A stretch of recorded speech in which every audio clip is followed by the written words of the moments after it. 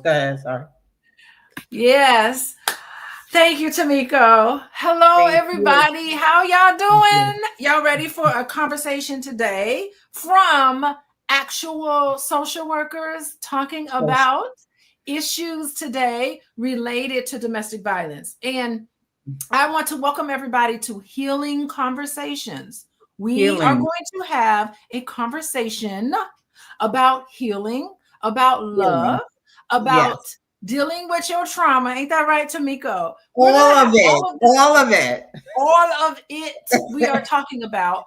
And we are using illustrations from Cassie and Diddy, their tumultuous relationship, to Oh, yes. highlight the cycles of abuse. We're going Cycles. to be talking about why do people stay in abusive relationships. Yes. It is Why? more complex than a person might think it would Yes. be, Yes. because when you take out, right, Tomiko, when you take out time in your life to set Yes. aside several years to study Yes. dynamics of human behavior, you do Yes. get into Yes. cycles of violence. So we're going to talk Yes. about that. We're going to get into the psychology of why and how people How? stay in abusive relationships Yes. using the illustrations from the Cassie and Diddy very, very tense and Yes. abusive relationship between the two. Relationship. I've been hearing from a lot of people looking Mhm. on social media, haven't said much publicly, but Okay. today I will. I will explain exactly. So hopefully, people who are watching this show, we can Yes. put it all to rest. You will leave here today having Today. full understanding. Understanding. Yes, Yay. about why and how. So there's going to be no victim blaming today. And Right. we're going to get right into it. And I want to welcome my guest, Tomiko Moore. Thank you so much. Welcome. Thank you. Thank you, Dr. Alicia. It is a pleasure to be here and to share space with you. And of course, another social worker. I love it. I love it. Yes. Thank you. Thank you so much. Yeah, and she's a social worker. I was a social worker in Chicago, and Okay. Tomiko Moore is a social worker out of Brooklyn. So let me Yeah. tell you something. Social workers run hard in Chicago. We run Hard. hard in Brooklyn. They need Yes. us in both of those places. Okay. We step hard. So I'm saying. Woo! There's a lot of social work activity in those two places. So we're Yes. going to bring, not only are we going to bring our classroom knowledge today, Right. but we are also going to bring a wealth of information about our own experience as Yes. professionals in this field. Yes. So let's get right into it. But before I do, there's three things I want to say to everybody.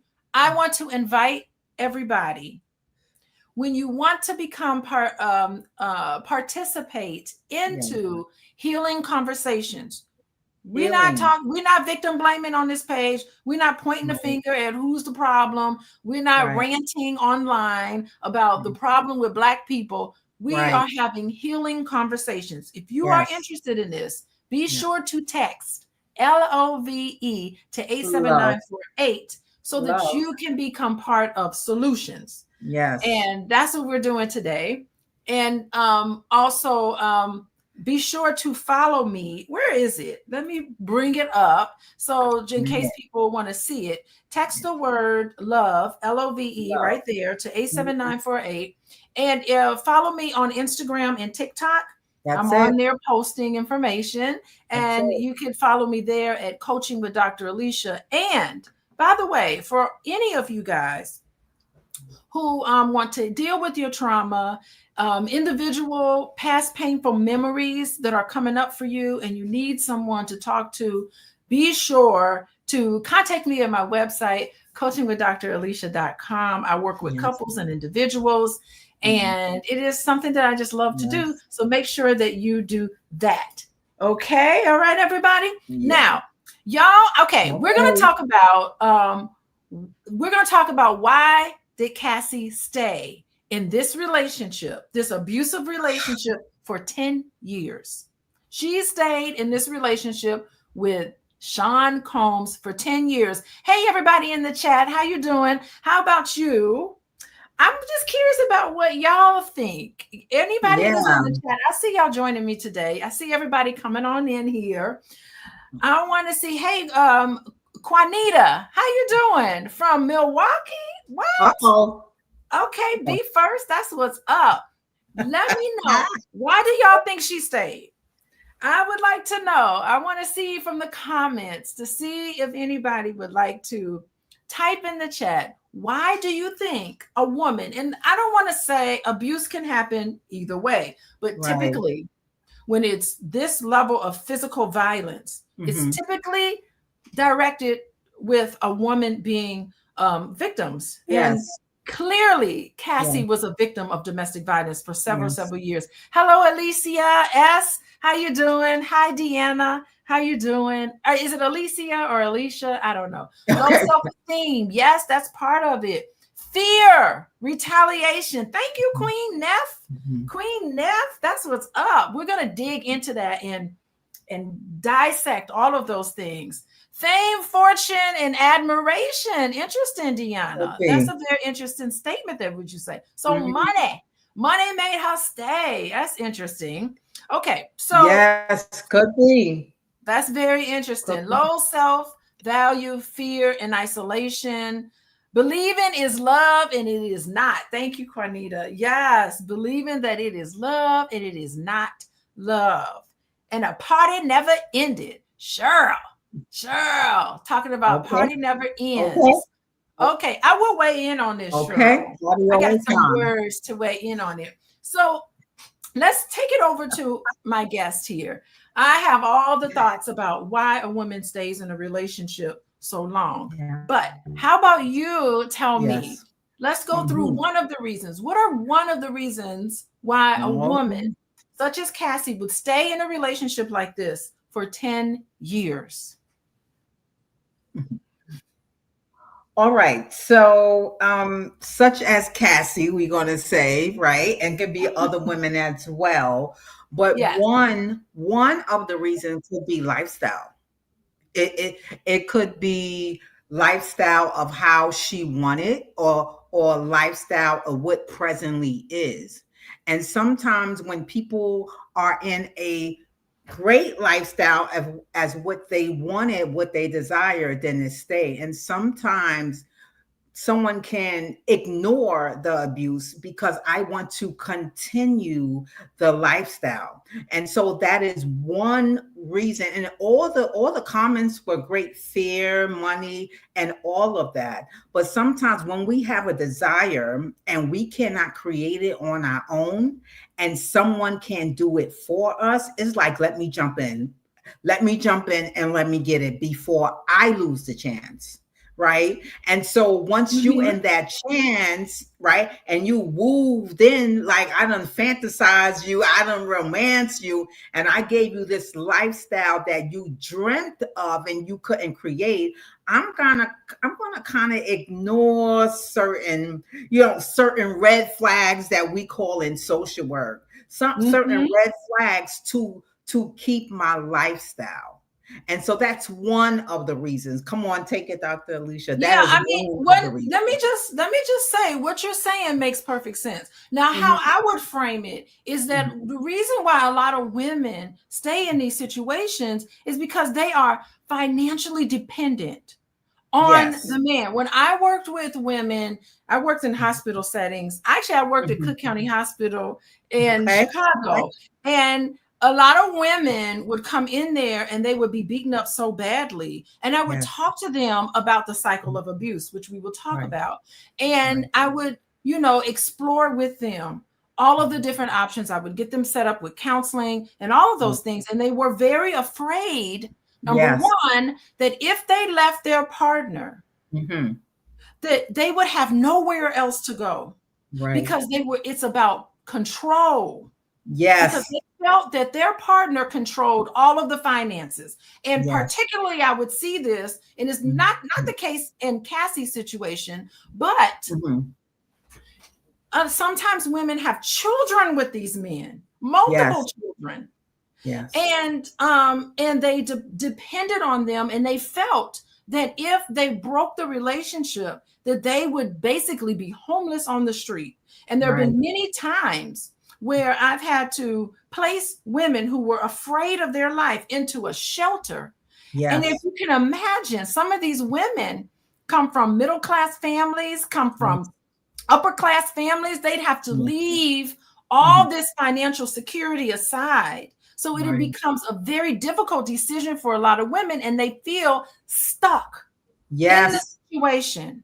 And they feel Mhm. like they're stuck because they feel like they can't make it on their own. And I have Right. spoken to women who are in very, very toxic situations, and they're just overwhelmed by Right. the thought of leaving. They're like, I don't know what to do Right. because this man is paying all the bills. That's it. And I'm afraid that Mhm. if I leave, now Cassie had a lot of fear, Right. okay?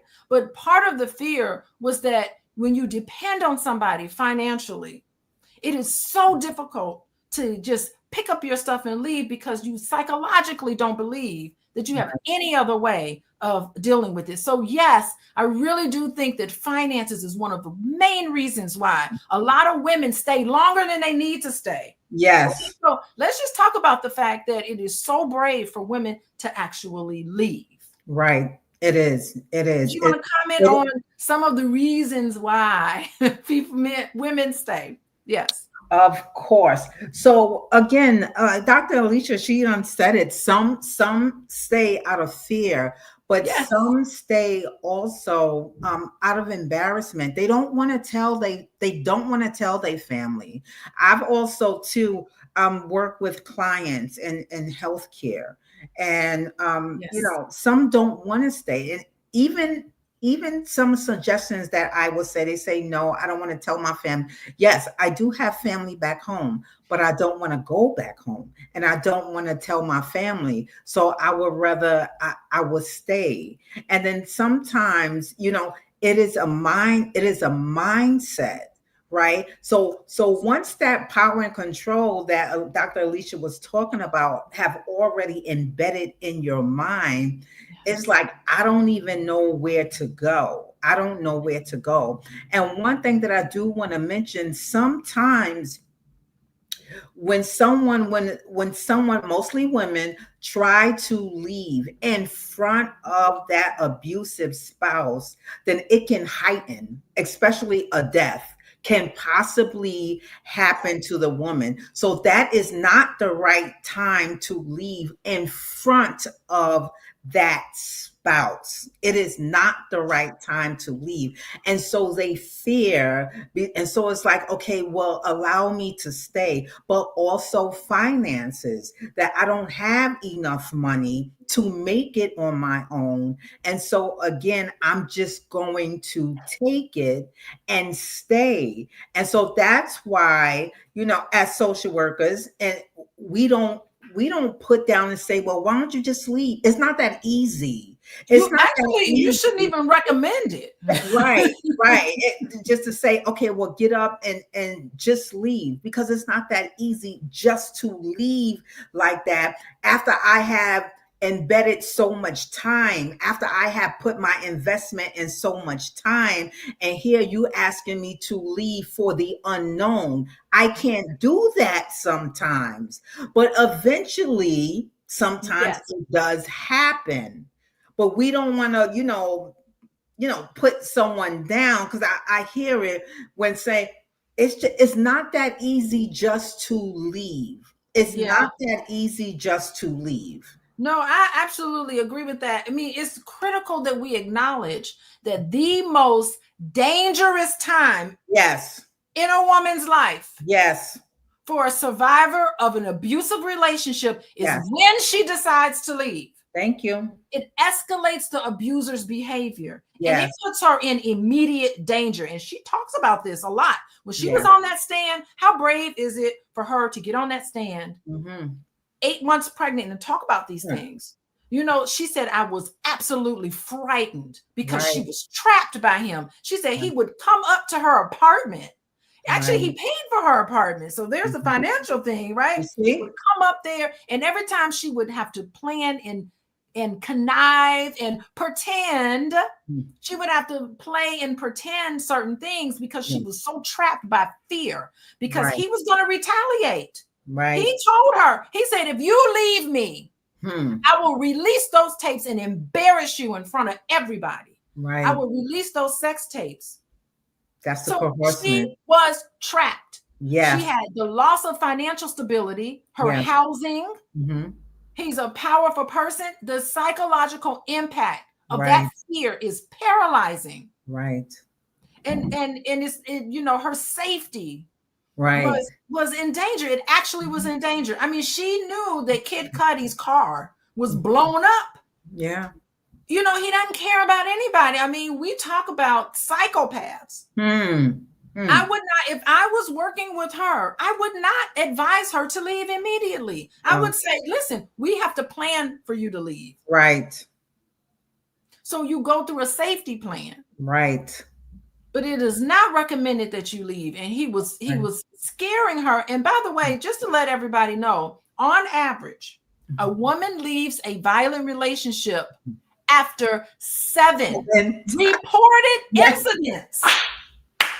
It is so critical that we emphasize this, because I do not like hearing some of these comments from people all online about she should just get up and go. Well, you know what? It's not that easy. It is not that easy. And we're talking about 7 times a woman reports the incident. This is not isolated events and situations, just when it's severe enough for it to be disclosed and documented. So that tells us about the immense resilience and complexity that it takes to make these decisions, because fear, emotional attachment, financial independence, societal pressures, all of this can influences how somebody seeks help. Right. Okay. So we talked. Hey, how's everybody doing? This is good stuff, Dr. Alicia. This is good By stuff. the way, I just want to say, if you go to the show notes, they have information there. If anybody is going through a very difficult situation, if you yourself, if you know somebody, hit the like button and share this video so that people can understand why and how people are in this type of relationships. Many of us are in it. By the way, there's no socioeconomic status. You could be the wealthy of the wealthy and the poorest of the poor. Domestic violence permeates all economic levels. That's one thing I was surprised by, just as a practicing social worker.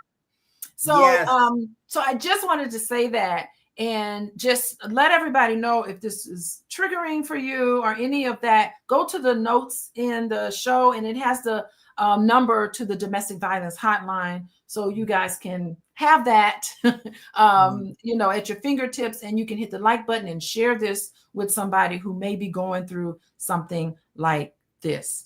Now, I know people have been talking about the fact that Cassie and Puff Daddy are trauma bonded, and some of this happens because of the cycle of abuse.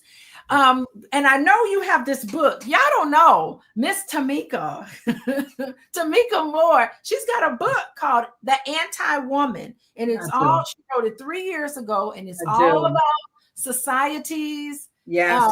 Look at women, and it's all about women. And I want to talk a little bit about the cycle of abuse. What can you tell? How can you set the stage so that people can understand more about the psychological reasons why women stay in abusive relationships? Okay. Well, that's the key word, cycle. Cycle. It goes around, it goes around, it goes around. So the cycle of abuse. First, sometimes it can really start very, very light, you know, yelling, pushing, keeping yourself away from your family and friends. And then you like, oh no, he just loved me. He just want me to himself. Sometimes you got to weigh how much, because it's that isolation. It's that isolation. How much are you isolated? One thing about a cycle of abuse is that I need to get you away from your support system. Okay. Because if you feel that you have no help and that person is the only way to help you, it is easy to manipulate you, and it is easy to intensify that abuse. That is how the start of it sometimes. So that cycle of abuse, okay, it had, some say it happened. He said that he will never do it again. He brought me flowers, we went out, we had a good night, that night. And so that's the honeymoon stage. It calls the honeymoon. That's the honeymoon stage. That's the honeymoon stage. But then lo and behold, again, it'll escalate right back up. Right. Yes. So I don't know Yes. anyone who's been in a domestic violence relationship and report that it only happened one time. I just don't know. It will come, it will continue. And there's certain factors to play. I don't know. Does he use substances? Does he have an anger issue? But what I do want to say that domestic violence, it is not about anger. That person can be angry, but it is about power and it is about control. I break your power and I use my control over you so you can do what I say to do. And if you don't, it's going to be a problem. That's how the fear starts. That's how the fear starts. So that's the cycle. It will start slow. Sometimes it'll start hot, but it will start slow. And you will say, well, because sometimes we see the signs, but we so don't want to be by ourselves because it's not so easy to be lonely. We're feeling that loneliness. And so I'd rather just be in something to be together, than versus lonely and safe. And so I remain in this cycle of abuse because I'm tired of being alone. I'm tired of being alone. Oh my God. And it's so funny because that honeymoon stage feels so good. Good I girl. mean, so much happens in that honeymoon stage. It's almost like they beg you. They say, please don't leave me. I don't know what I would do without you. Okay. And I'm gonna things will be good again. Good. They shower you with gifts. Right. They apologize. They give you all those words of affirmations. Yes. They do anything for you. And they just talk about how terrible. They'll even promise to go to therapy, but don't actually go. Don't go. They will promise go. they ain't gonna go. And No. it feels good because of the loneliness. I love that you brought up that loneliness because it actually feels good. Right. That honeymoon stage feels beautiful. And you have amnesia. And you stay. Right. And you stay. And actually for a long time, things become calm again. Right. And you're thinking to yourself, he's not going to do it again. Right. They're not going to do it again. This phase, it's an illusion of things being stable. There's no immediate abusive behaviors happening there. Everything comes back to normal until the tension builds again. The tension builds, and then it builds right back up. And sometimes they lie. They say, oh, if you don't come back, I'm going to kill myself and all of that. I've seen somebody send a picture with a knife in his arm. And I'm like, if you want to kill yourself, do you really have time to take a picture with a knife on your arm and then send it? Stop the madness. Stop it. But then they will. That's that manipulation stage. And you say, oh, okay, well, he can't live without me. Say he's going to kill himself. So I better just come back. No. If you can get away and don't return. Sometimes, the death, sometimes the cycle happens when you want to return, when you come back. But anyone that I've heard that gotten away one time and never returned, that's it. Once you get free, stay. But sometimes you come back because you listen and you give that person your time. And once you start giving that person your time, then it's time again to speak in your ear. And so now you have time to think about what he said, and then you return. Oh my goodness. That's exactly the cycle of abuse. That tension where you're walking on eggshells and you know that it's coming. And then that explosion phase. I've never seen, I watched part of and got accounts of her on that witness stand, just really, really talking about how frightening, she was and how afraid she was of him and how he used fear and manipulation, and basically said, if you leave me, I will release those tapes. Yes. And I Yes. mean, just that thought. I mean, the That's scene, the we threat. did see the scene when Mhm. she actually did try to run. Right. She Right. tried to run, and Yeah. he ran after her and dragged her back in, You see? and would pop up and show up. I mean, Right. what a frightening thing. And I do want to talk a little bit about trauma bond. But Yeah. before I go into that, I see my husband has joined us. Are you All going to come right. in today? All right, Dr. Watkins, come on in. Come on in. Boys, Come come on in. on, Come boys. on in. Come on in. What? Got the husband here. All right. What? Let me stop. Let me stop. Let me stop. Let me act. How Come you on in. doing? How you Welcome. doing? Welcome. Wait, we can't hear you. Yes. Come on. We need a man perspective. We got a man perspective going on here. Oh, I don't know why his sound isn't working. Oh, we need your sound, Dr. Watkins. We need your sound. We do need his sound. I do want to talk about, so just in case everybody knows, it's the cycle of abuse. Mm-hmm. While Boyce comes back into the stage, there's four phases in the cycle of abuse. Number one is the tension build-up phase. Yes. Where you're walking on eggshells. You start Yes. noticing that your partner is a little irritable, controlling, distant, distracted. Yes. So that's the first stage. The second stage is the explosion stage. So eventually there's this tension, and then boom, explosion. Abusive behavior, harmful. It could be emotional manipulation, outburst. Right. The victim is hurt, scared, vulnerable, all of that. The third stage is, right, Tomiko? Yeah. The honeymoon stage. That's it. Promises that they'll never ever do it again. That's it. Empty promises, showering you with gifts, making promises that they are going to go to therapy, which they ain't never gonna do. Right. And then it is possible for change to happen, by the way. I just want to just let you know. We're going to give some hope.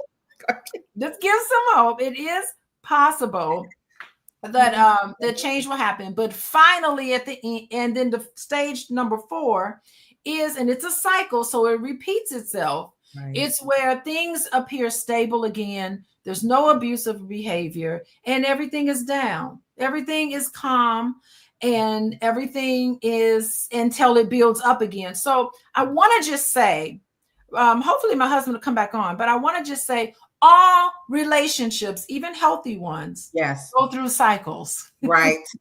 Right. So, y'all know.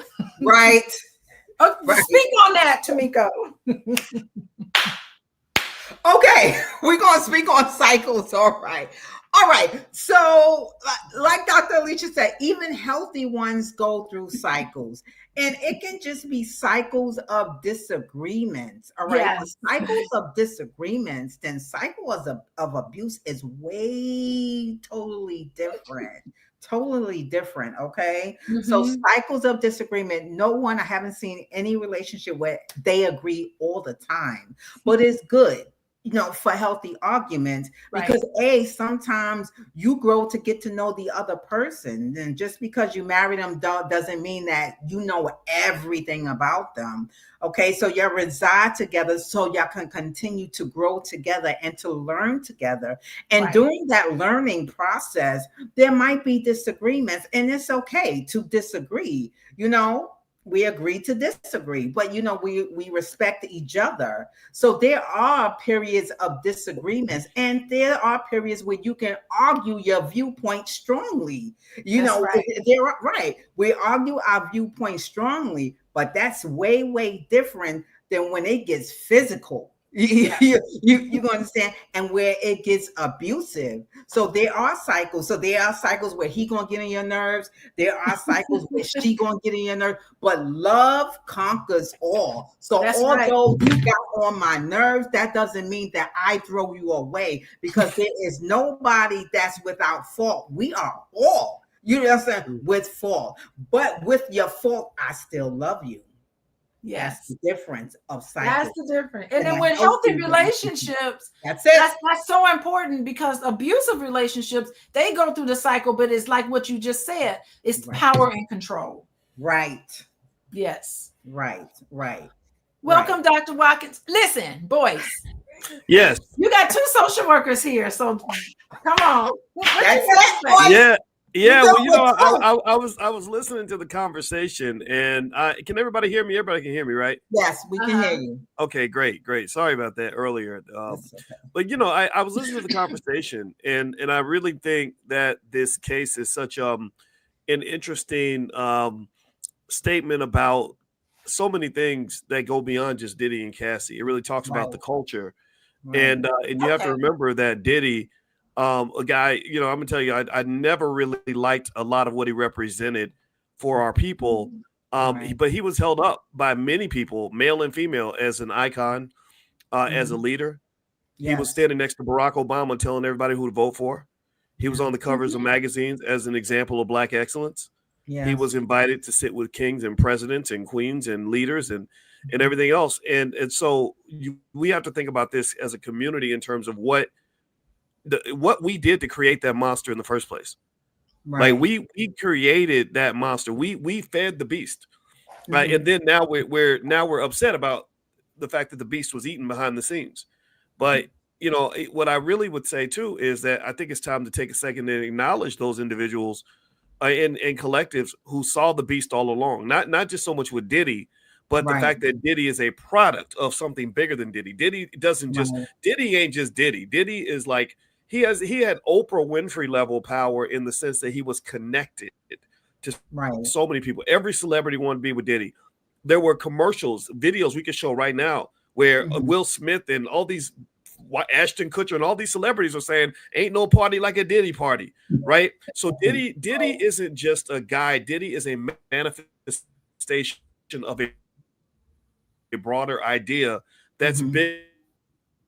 bigger than him, and like similar to a Pied Piper. If our children, Mhm. millions of our children were attracted to bright shiny. Mhm. Millions of our young girls said, "Ooh, I want to be with a man like that. I want to be Mhm. next to Diddy and Jay-Z." I knew a young lady I mentored who said that she went to college only for a little while because she knew one day she was going to meet Diddy or Jay-Z and they were going to take her away and she was going to have this amazing career. So I think that rather than us just talking about the specifics of what happened here with Diddy and Cassie, Mhm. there's not a doubt in my mind that Diddy did sinister things.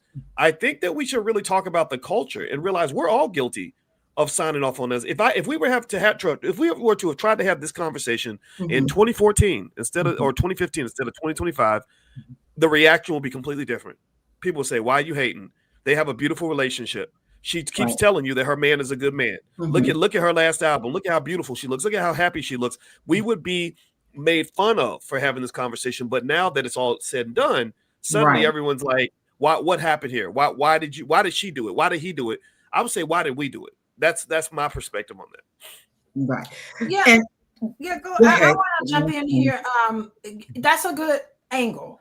Right. I want to bring it down to sort of like the social work world here too. Uh-huh. We don't know much about Diddy's background, but we do Right. know that perpetrators of abuse have a Mhm. very disorganized attachment. Right. Okay, and attachment disruptions. They Mhm. have a very interesting childhood. We Mhm. don't know necessarily his childhood, so I can't Right. speak on that. But I Mhm. know that individuals who walk around like that are in a lot of pain, Right. and they haven't dealt with the pain that they're going through. The psychology of perpetrators, Mhm. who do this. Also, survivors of domestic violence, Mhm. especially domestic violence that went on that long, we know that they typically, I don't know Cassie's background, but I do know that individuals like that also tend to come from relationships Mhm. and environments where they themselves, the root of it is it could be a traumatic experience for them as a child. Right. And this is familiar to them. And they Mhm. rationalize and justify why they would stay because they don't know what love feels like, Right.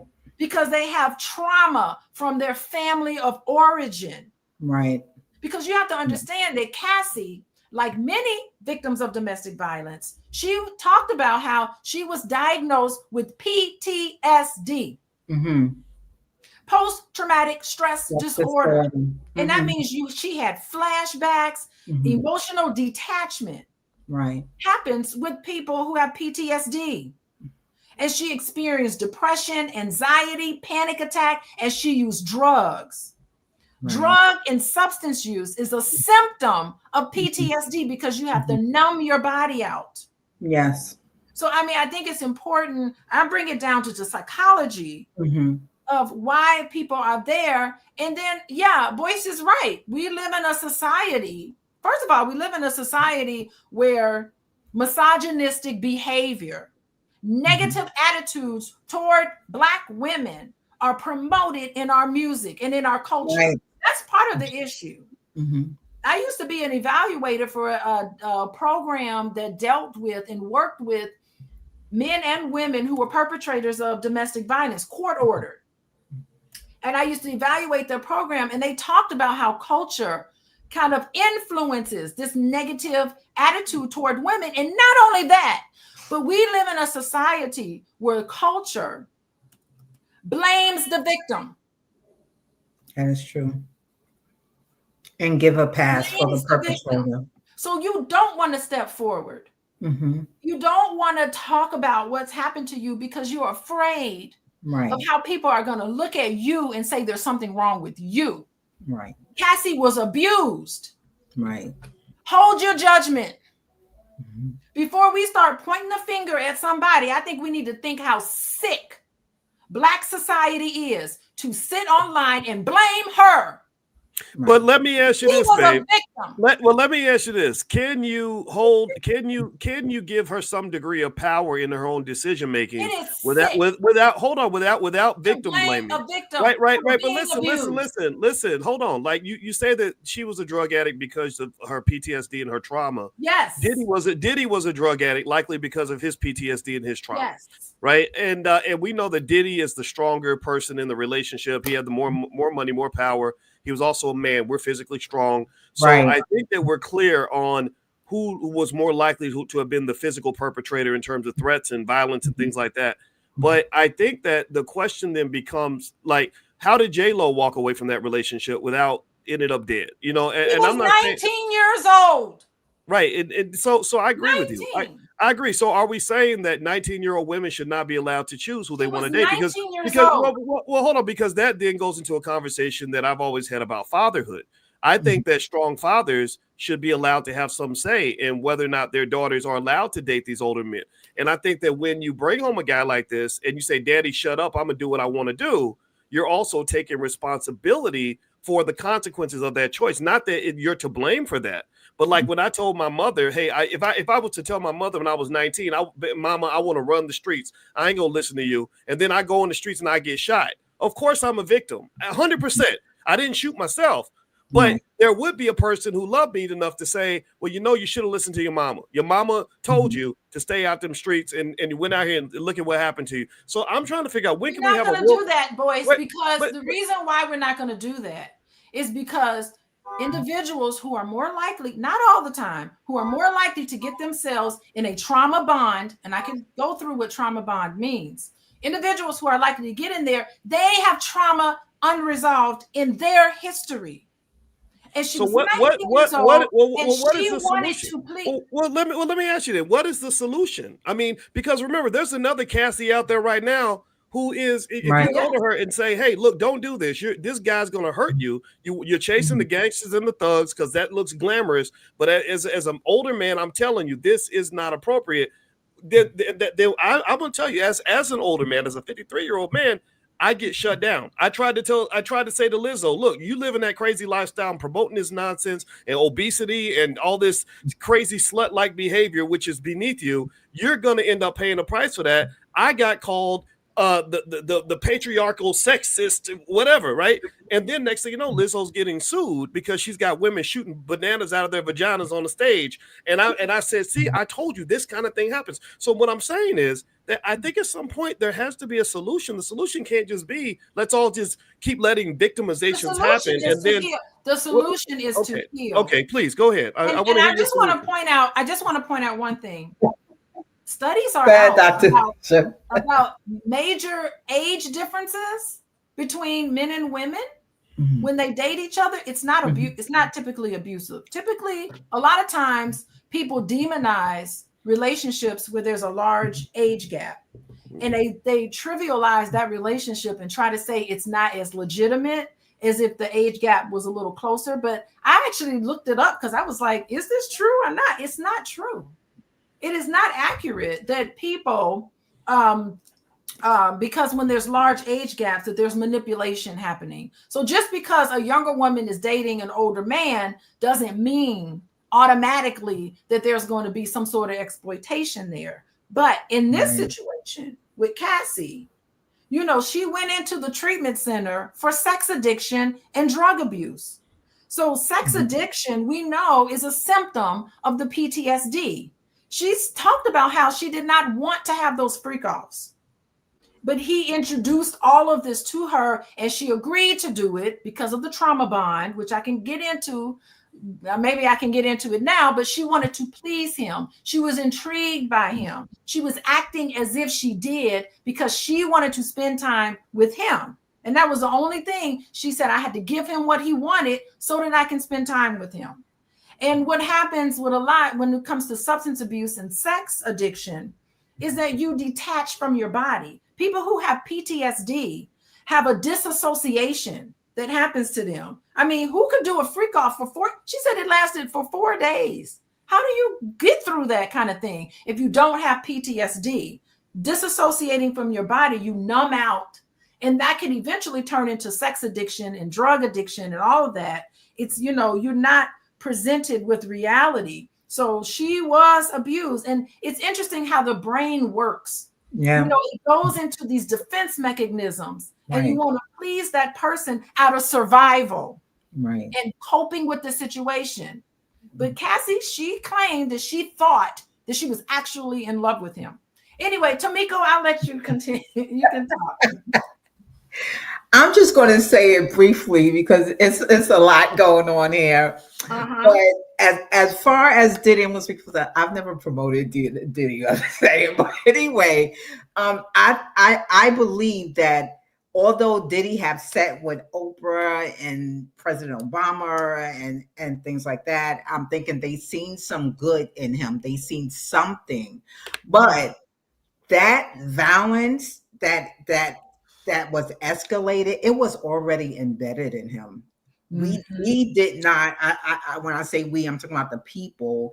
Don't believe that we promoted it for him. It was already embedded. And sometimes when things are deep down rooted inside of you, it just needs something to happen, triggers for it to come out. But that was already embedded. And like Dr. Alicia said, that could have been from years. And sometimes instead of dealing with a situation for years, we mask it, we cover it, and then we just keep rolling.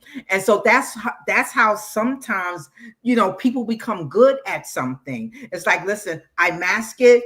I put that energy into my music because I don't want to deal with what happened in my childhood. So now I'm going to do, I'm going to do it up because my energy got to go somewhere. But then when I meet that person that might have triggered something in my childhood, then I explode. So that violence and things like that was already embedded. I believe it was already embedded inside of Diddy. And so, so Obama, you know, he was with the big boys and things like that because I'm gathering, I guess they seen something positive. And although again, we all, again, without error, we all are not without error. We all have human error. But this one, this domestic violence, no, have to pay the price of your behavior. It have to be a price. There's always something is a cost to your behavior, but it's something that probably occurred in the childhood because we learned behavior. We coming out the womb. We don't know anything unless we're taught. You know what I'm saying? Or we observe something and then we mimic it in the beginning. And that's when I did the video that you may have the wrong person. Yeah. Really, I'm not really lashing out on you. It's just that when I was small and I seen, my loved one I couldn't protect that loved one. So That's now right. I was like, ain't nobody gonna do this for me. No, ain't nobody, I ain't letting nobody get over. So when you come at me, you done trigger my childhood, what happened. So now I gotta bang, bang, bang you. That's what I'm saying. So that was already embedded. That behavior was already embedded.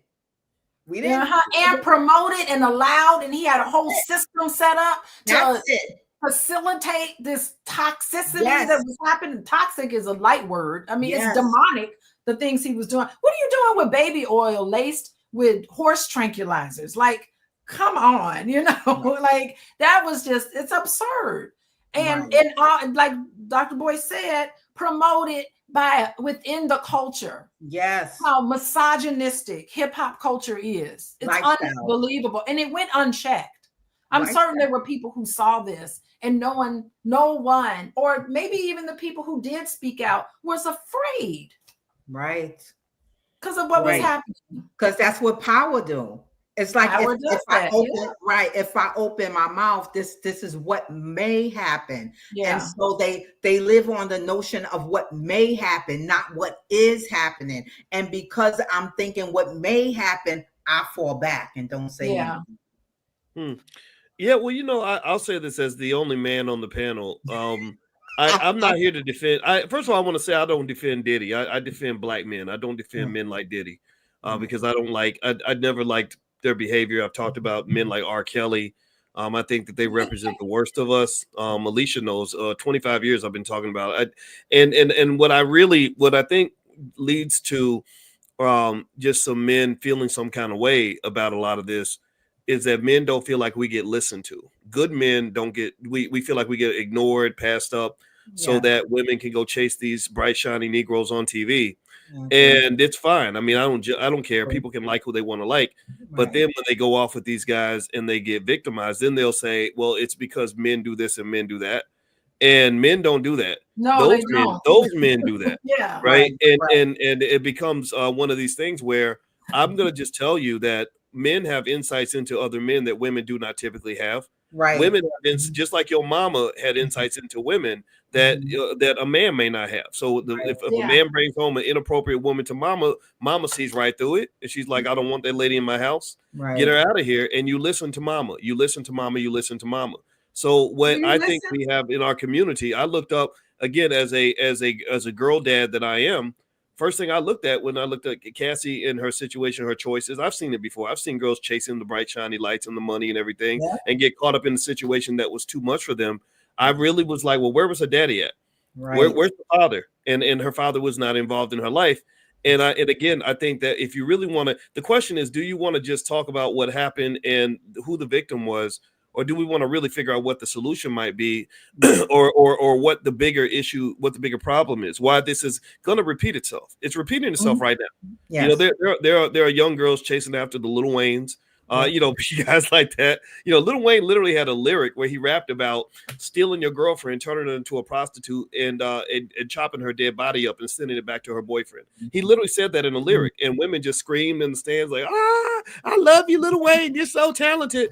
And I was like, and I remember talking to a woman, I said, you do know in that verse, he literally said he would date you for a while, use you up, chop your dead body up, and send you back to your boyfriend, and he's still a man you admire. That's sick. That's insanity. So the sickness. Here's the thing. I think we can agree on this. I'm assuming you're the social workers. I'm not a real doctor. I just play one on TV. But what I'm going to say is, like, I'm going to make the statement that says, I think we know who was right and who was wrong in terms of who really harmed who the most, for sure. But I think we can both agree that both of these people were sick. I really feel like you had two sick people who did sick things. And because remember, the same way Cassie was victimized by Diddy was probably victimized by somebody else. Yes. Right. Yes. Remember, Diddy had to learn. They both probably had some trauma. Right. He learned the freak off culture from the music industry. You got the Clive Davises and all this other stuff. And I think that his violence definitely. I mean, I think people that followed hip hop knew Diddy was violent back when Tupac got murdered, when Biggie died, and when people were just dying around Diddy all those years. Right. And I can tell you, I never went to a Diddy space. Dr. Claude Anderson got invited to meet Diddy in his office.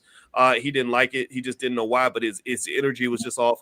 And I remember I spoke to someone about Diddy and who knows him well. And I said, what's going on over there with Diddy? You know, in his bad boy space. He said, I don't know what's going on, but it's very dark. There's something really dark happening. He said this to me in about 2016. And this is the person who knows Diddy, right? Who knows that space. So my point is to say that I think that we have to really stop for a minute and ask ourselves, what has hip hop culture really done to our men? What's it doing to our women? Also, what does the fatherlessness culture, the almost like the celebration of broken homes, what does that do in terms of leaving our young ladies without the protection that they need? Because I can guarantee you that if Diddy tried to dance his way into the home of James Evans Jr. on Good Times, you know, and Thelma's talking about, this is my new boyfriend, you know, he would have an obstacle to break through. And really, if you look, and last thing I'm gonna say on this, actually, I heard that there was actually a child predator who was doing an honest interview. He had preyed on lots of young girls and young boys and everything else. And in that interview, they said, well, what was the thing that would make you pick one child over another, or one young lady over another? He said it was always what kind of father she had. He said if she had no father or a weak father, then I was more likely to move than if she had a strong, serious father who could tell that I was up to no good. He said that kind of man I ran away from because I did not want that kind of smoke. He said, but the other people were like little, like just eating an apple off a tree. They were easy pickings. So that's it. Yeah, I just want to add to, I agree with what you say, but I want to add to it. It's not just any father in the home. It's a father who respects the mother. Because some of these people come from violent homes where they grow up watching their parents throwing stuff at each other and kicking and fighting and beating on everybody, and the toxicity. They grow up in toxic homes. That's priming people for a future of what's familiar to them. They get into the trauma bond because they forget. They think that this is connection, but it's not. It's psychological trauma. That it starts psychological trauma. There's alternating abuse and an intense makeup process we just talked about. That cycle of abuse bonds you psychologically. You deny the reality of the abuse, and the person's telling you that didn't just happen, and you start second guessing yourself. So I just want to just make that, you know, because that's why people get locked into an abusive situation like that. Through the beatings. Why did she stay? You know, all of this stuff. She was physically, sexually, emotionally, psychologically abused, basically made into a sex slave, transported all over the place, which is the RICO stuff that, you know, he's got to kind of defend.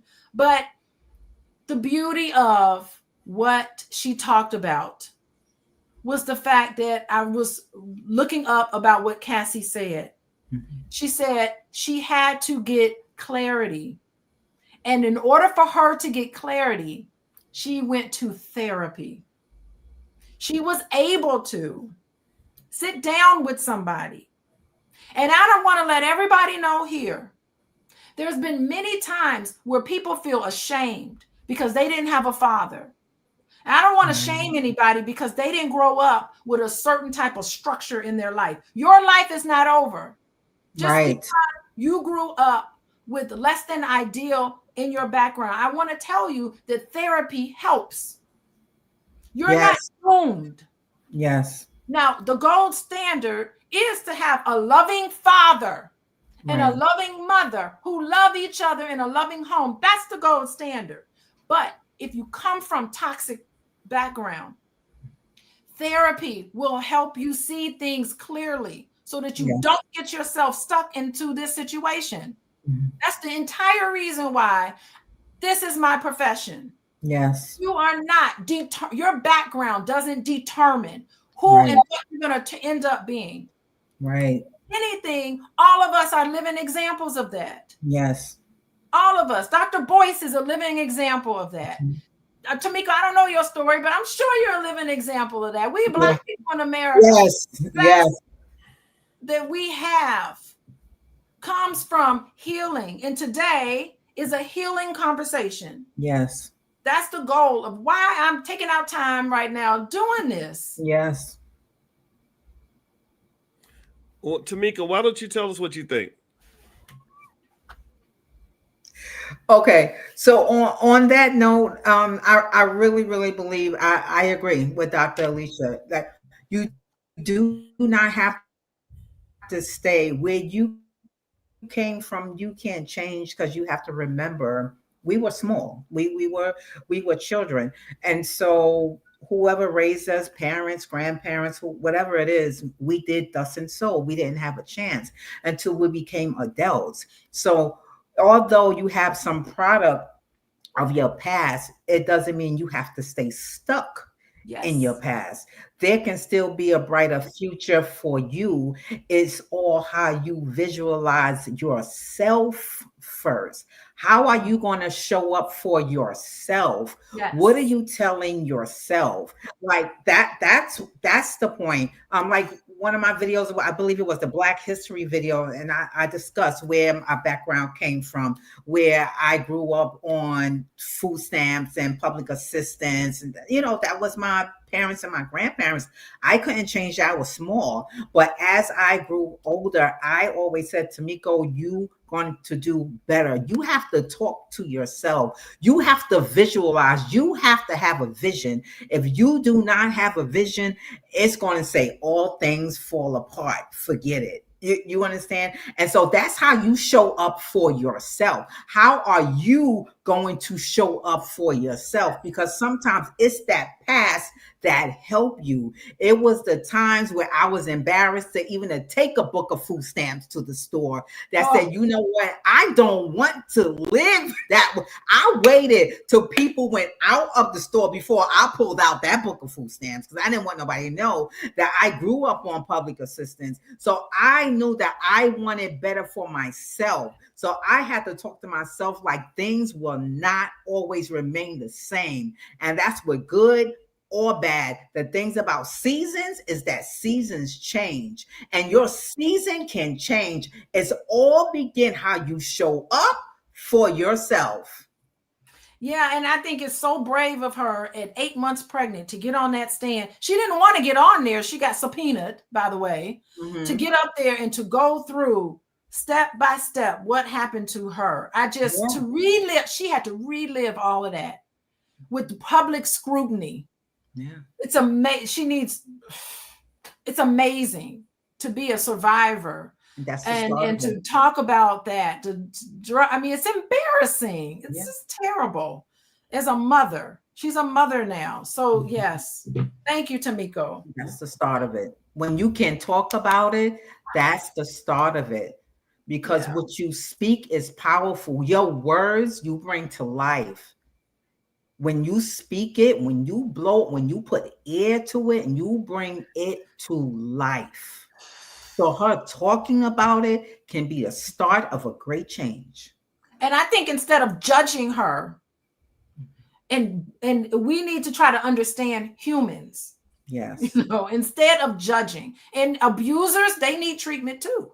Yes. They need a treatment too. And so I think that we need to get away from judging, particularly somebody who went through something absolutely horrendous. We can't even imagine what that was like to go through that. You know what I'll say too for sure is I think that it's one of the things I'm going to speak as the only man on the panel, not as a defender of Diddy. I've never wanted to do that. I have to keep saying that because first thing you do is you get accused of defending Diddy if you speak from a perspective that is not sound a certain way. What's really interesting to me is I do experiments in my head and I say, what if this was a man? What if this was one of the millions of men I've seen who drank themselves to an early grave because they got left by their wives for no reason of their own, meaning they didn't abuse anybody or beat anybody up. She just left because she just felt like he didn't love her enough or he wasn't good enough or whatever. She was just unhappy. And so now he's had his children. He's been taken out of the home of his children. He's lost half of his wealth. He feels financially raped and abused. He feels that he's been harmed in a horrible way. I don't see a lot of the same ability to empathize with what those men feel and what they're going through, or the same vilification Right.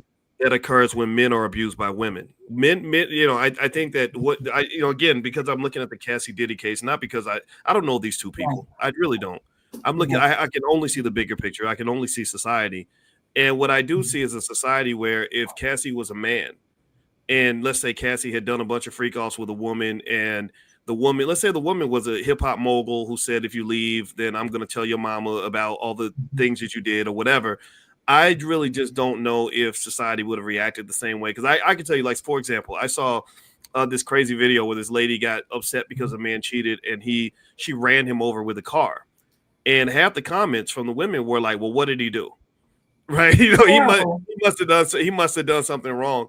And and so again, I think that when you go beyond the Diddy Cassie case, because I think that's pretty clear cut. I told you I ain't never liked this guy. I would never want anybody to accuse me of trying to defend this man. Right. I really just kind of feel that sometimes the gender bias pops up in the sense that I've known men who've been victimized by women. Women don't typically abuse with their fists. Women abuse with their minds and their emotions. The emotional. Oh, in the pocketbook, women tend to abuse men by stealing their money and taking their money, and it's just awful. Abuse. We're talking about Cassie right now, but but listen, like, or just beating them down emotionally. Like a lot of the men that you like, there, for example, there are people who could not hear a word of what Kevin Samuels had to say because he said it in the wrong way. And I think Kevin was wrong in many cases because he forgot that men can die alone too.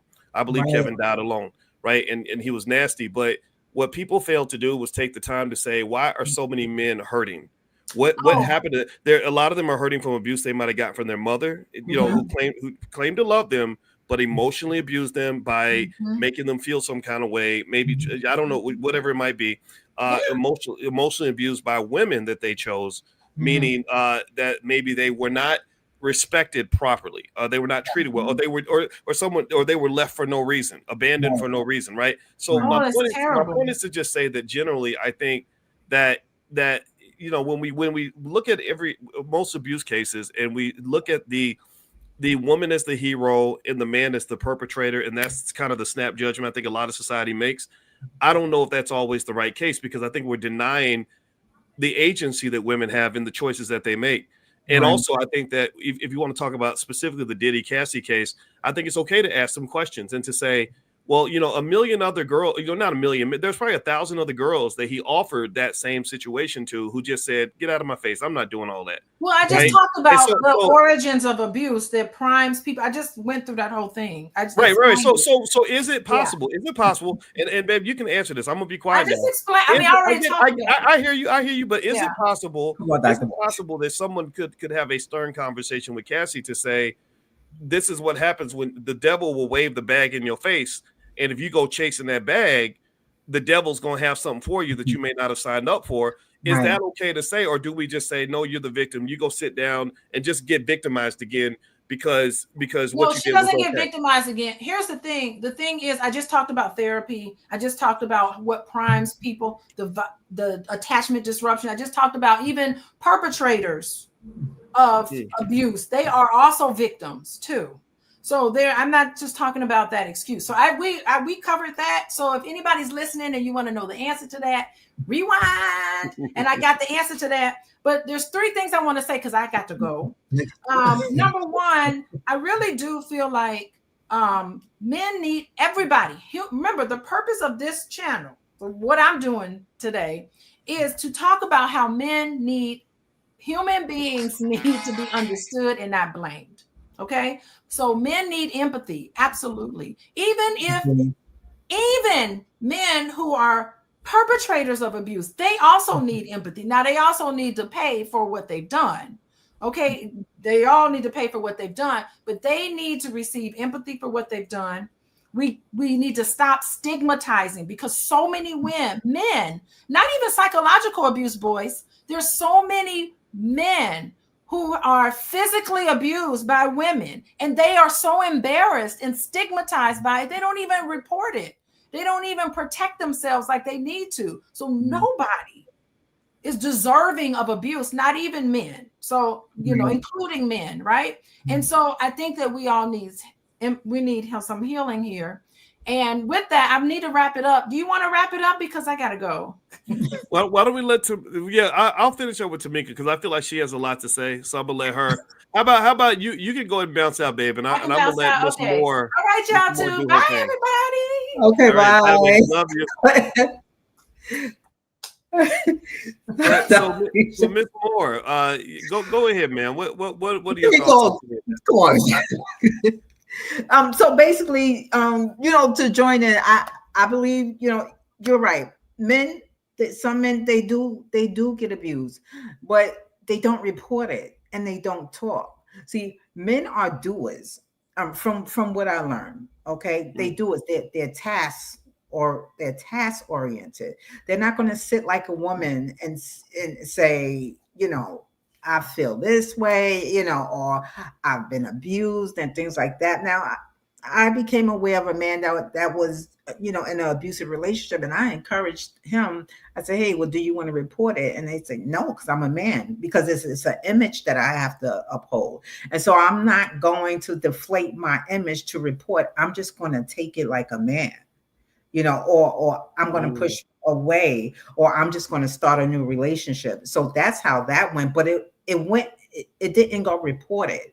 And then I agree with Dr. Alicia. Some women, they also use the police involvement. They know all of a sudden that the police is going to take the woman's side.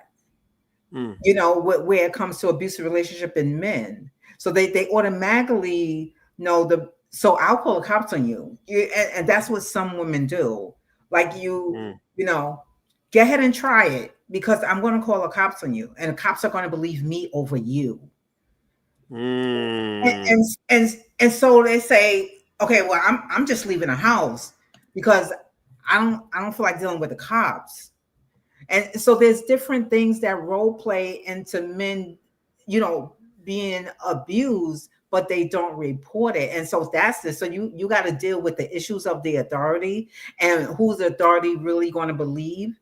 And like you said, society sometimes is biased because it's really been more women that being abused, but there are men that get abused, but they don't want to report it because, like I said, the women, if they say, "Hey, well, go ahead, I'm going to call the cops," automatically the cops is going to take the woman's side.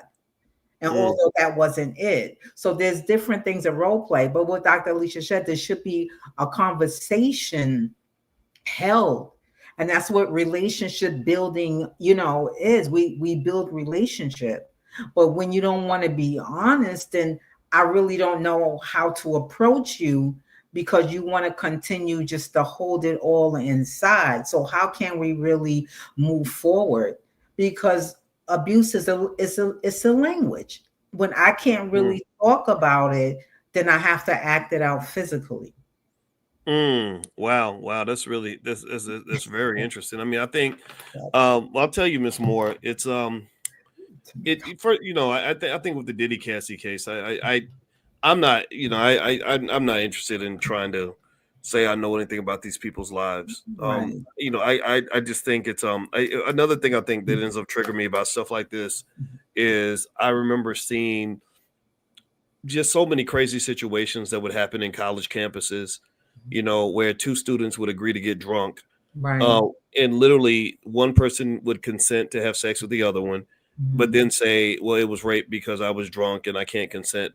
But my logic would say, well, but you were both drunk. Right. And then the father in me would say, well, y'all 19, why y'all in there drunk anyway? Right.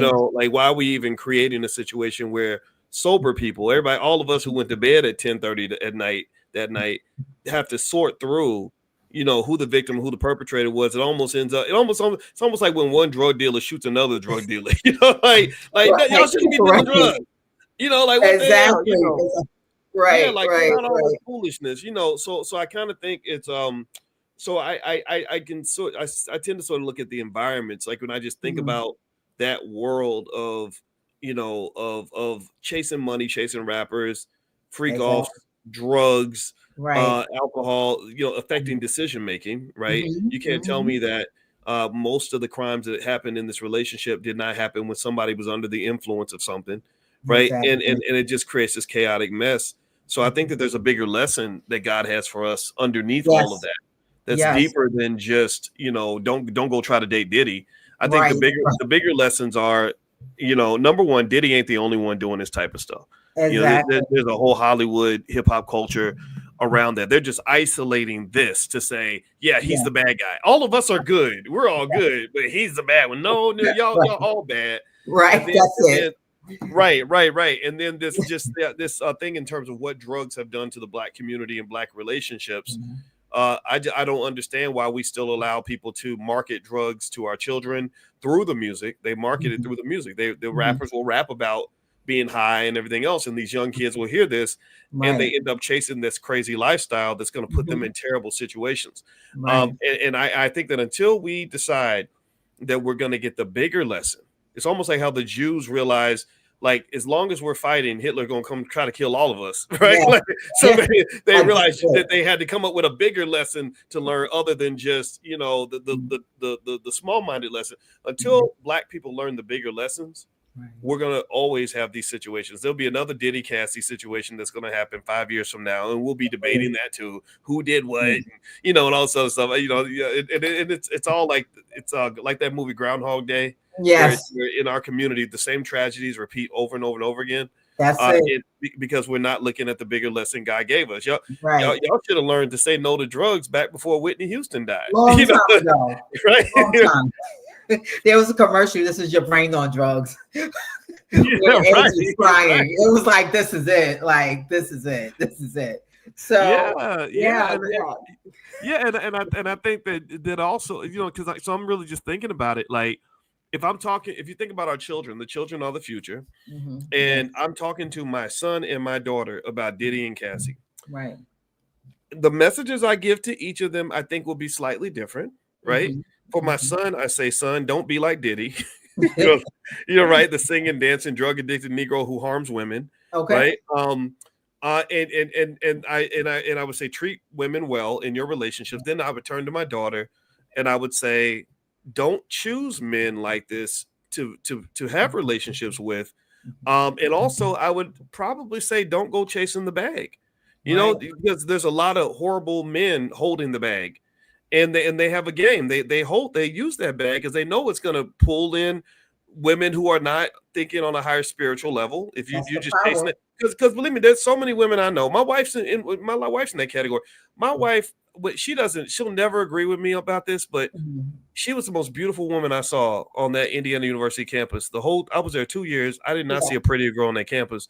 Right. And so she would get hit on by these professional athletes, drug dealers with a whole lot of money. She told me a story about a guy who was going to pay her rent if he would just let her keep a suitcase in her closet, right? and, like, just crazy stuff that happened. Yeah. And she had the good sense to say, no, thank you. She passed the NBA players, the NFL players. She passed up the dope dealers. She wanted to date the smart guy. And I think why don't we teach our girls to pursue the smart guy, pursue the guy that's going to give you a peaceful life. Also learn how to get your own bag. I like that from Sonny, right? That way you don't have to go chasing bags. Your bag is already in your closet and you can focus on something else. I'll let you get the last word, ma'am, please. Okay. I do agree, Dr. Boyce, but realistically, what I think that we should have the conversations that we do have with our children, right? But sometimes realistically, they're always not going to follow our direction. They're just not. They're just not. It's like I want to test the waters for myself, because sometimes walking the straight and narrow is just so boring, for certain people. And it's like, no, I got to get into this because I want to see it. What attracts the eye? What's going to draw me? So although you have, provided direction, it's like, okay, I hear it, but I also want to test the waters, and not even knowing the consequences of testing the waters. You understand? But what I will say, don't stop talking. You understand? Because you never want, and that's to all the audience, you never want your loved one to say, you never told me that. even if they don't follow your direction at that point, the words were already embedded in them. You understand? They will still hear what you have to say. It will bring into remembrance. It will happen. They may not tell you, oh, I remember when you told me years ago. I'm just getting it now. I'm just getting it now. So we can direct our children, we can direct our loved ones, but they are going to make their own decisions, and it might be left. And sometimes when we do turn left and we sometimes get hurt, while turning left, sometimes they all work together in our development. You understand? It all works together. Yes, I was bruised here, but I got out. You understand? And it took that bruising that I had to go through to develop me. So sometimes the storm must come in order for me to reach a certain level of development. So although I heard your direction, but I still have to get bruised here in order for all things work together. So although I did hear your direction, but I made my own choice and I had to get bruised here, with your direction and the bruise, I began to reach another level of development and awareness. And sometimes it just has to happen like that. So don't ever stop talking. Sometimes we feel like that our words are falling on deaf ears. Like, I told this one, but he's still turning left. I told this one, but she's still doing what she want to do. Sometimes, I'm sorry, the streets have to be our learning lesson. But don't stop. Don't stop talking. Don't stop. We never want to hear our loved ones say, you didn't tell me that. Give me the knowledge. Even though I might not follow it then and there, it might work later for my good. All things work together, the good and the bad. I do agree with you for sure. I think that what is unfortunate too is our young people are exposed to such a harmful, deadly culture early. that sometimes the universe ain't gonna give you but one shot. That's right. You decide, okay, I want to be like my favorite rapper, and you got a son that says, I'm gonna go out in the streets and shoot somebody. Yes. Well, he might learn his lesson after he gets an 80-year prison sentence. And at that point, it don't matter. He could be the wisest man in the penitentiary, yes, and mentoring all the young guys coming to jail, but he ain't never going to get a chance to redeem himself, right? And so I think that I think we have to just, I think sometimes there's some areas where you can fall and hit your head and recover, but there's some areas where you fall and you hit your head and you'll die. And I think that right, because you think about it, you imagine being in that space with the freak offs and the sex workers and the drugs. So you come out of that, you're a drug addict, you got a million STDs, probably HIV. And so now it's like, okay, now I'm wiser and I know, but at what price, right? Exactly. I think that there's like a tuition we pay in the University of Life, and sometimes that student loan will never be repaid, right? Meaning that sometimes you'll get something that you can't get back. Right. You'll end up in a situation that you can never fix. Someone will take away something from you that you can never recoup. Right. And so I would say, this is why I think it's important for us as a community to also confront this culture and to just say, like, we got to stop dropping our kids in the toilet and then making them dust themselves off, because there's a lot of kids out here who never have to go to a freak off to learn life lessons, or they never have to go to prison to figure out who they are. Because their community is guiding them to, become tech entrepreneurs, or guiding them to become, attorneys and things like that. And I think that's the thing that makes me very sad about it. Anyway, that's my 2 cents on it. And I want to say thank you. Thank you so much. Where can people follow you? Do you have a Instagram or something? I do have Instagram. Is Tomiko, TOMIKOM, and the number 12. So it's Tomiko M at 12. Dr. Alicia, she did mention my book. This talks about relationship. This is the anti-woman. This is the controversies of a woman. against what they had, controversies against themselves or controversies against men and the broader society. And then at the end, how we all can try to join together to become a better us and to become a better society. And we unite. We need each other. Okay. Yes. That we need. If we can get over, I don't need anybody, I'm good by myself. Sometimes that is not true. Men need women and women need men. We Yes. need each other. Yes, absolutely, 100%. Yeah, I would never, ever, ever try to convince our girls that they don't need their mother. Yeah. So when I see people say that about fathers, it breaks my heart because Yeah. you may not need that man, but your kids do. And Exactly. And your kids suffer. They suffer at the end. Then they want to get body piercings. Then they want to get tattoos. That's to numb the pain because mhm, my father is not around. And although you may not want my father around, but I still need to build a relationship with my father, although you're not together. Let's try to separate the two. If y'all didn't get along, okay, try to resolve that. But I still want that relationship with the other parent. It took two to make me. I want both. I want a balance of both.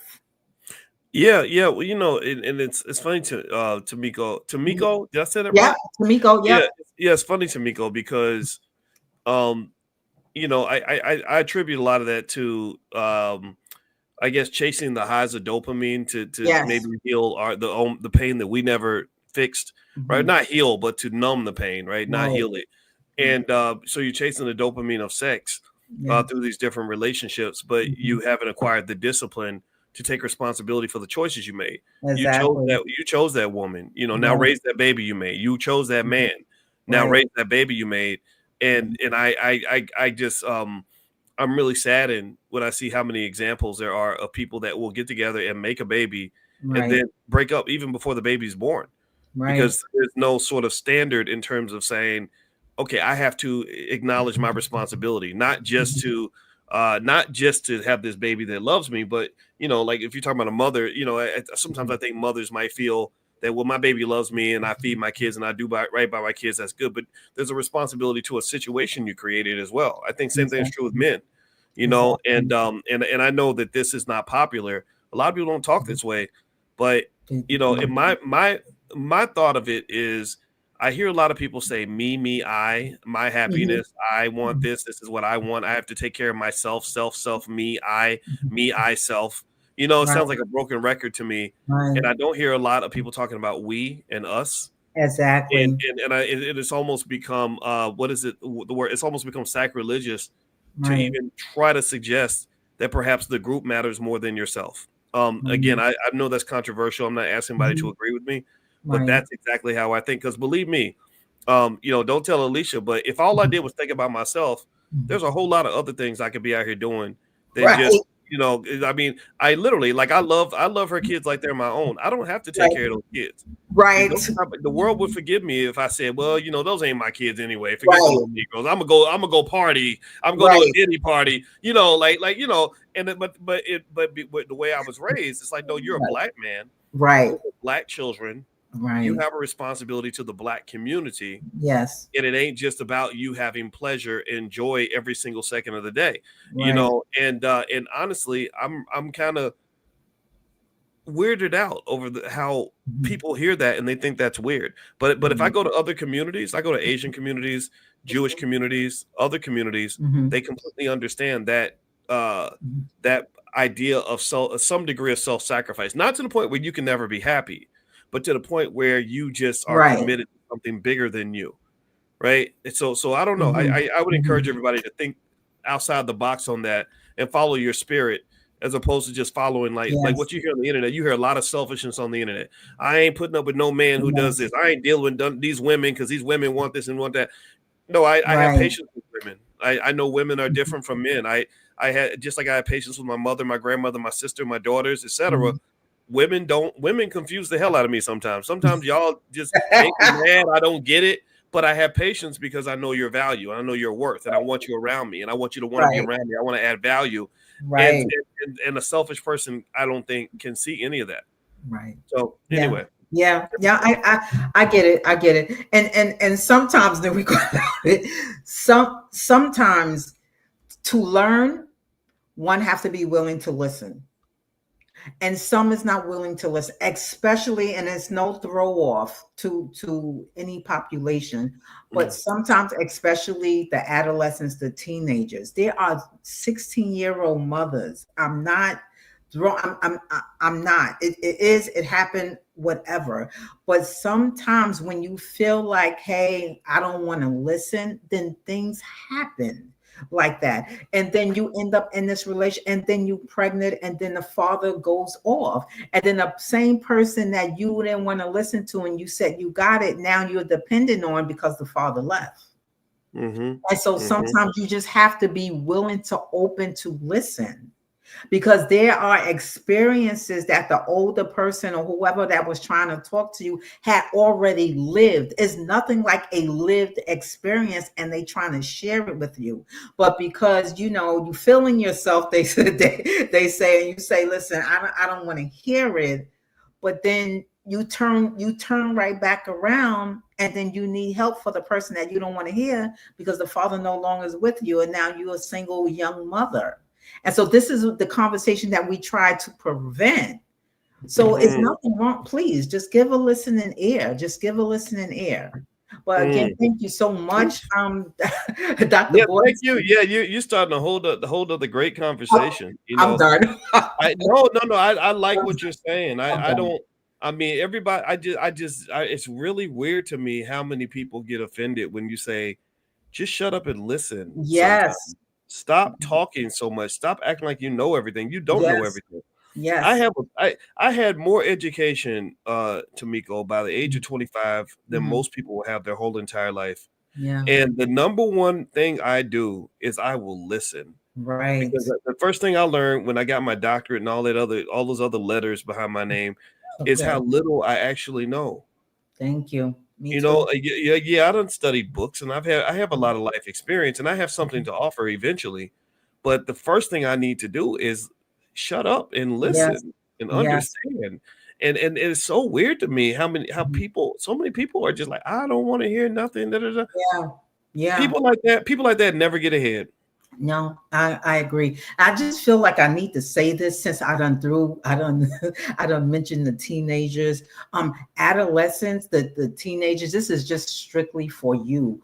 You don't have to be alone. If you are feeling like you alone, you are not alone.